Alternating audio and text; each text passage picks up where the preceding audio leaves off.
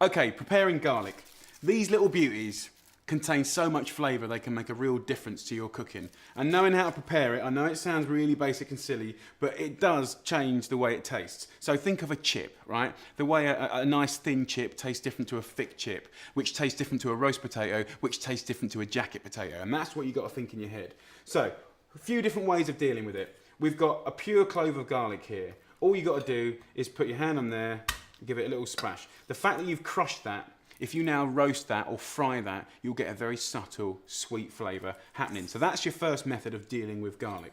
The second one is obviously peeling it. We take the end off here, we do the same as crushing it, give it a little squash, and then literally the skin will just peel off of it, and just, sometimes they're awkward, sometimes they're easy, and then we slice it up. So we're using that rocking action, or the tapping action, fingers tucked away.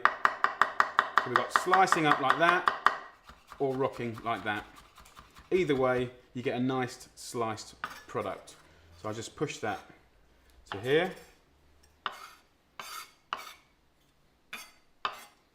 And then another way to deal with the garlic is to finely chop it. So literally, like a mini version of the onion, I'm going to slice it carefully this way.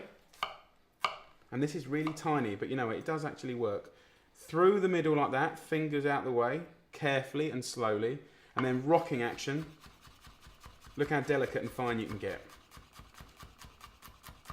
And the best way to do is taste the difference yourself. You will get absolutely different flavour from that. If you're not happy with how fine it is, use the rocking action, which comes in here, and you can get that real fine. Clear it off of the blade, and then sweep that into our third pile there. And then the fourth way of dealing with your garlic is to squash it and smush it and turn it into a paste. Squash it like this, as flat as you can, and then you get some sea salt and put a pinch of salt on top of the garlic like this, and then you want to put the tip down and use the flex in your knife to crush, and just squash it, squash it, squash it, squash it, squash it, and then you can kind of scrape it up into a little line and squash it again until you get a puree, and you'll get a completely different flavour there than you would to chopped, sliced or squashed. So there's 4 different ways to prepare garlic, and these will be relevant in different ways throughout the application and throughout my current and future recipes on the application. But good stuff to know. There you go, there's the 4th pile.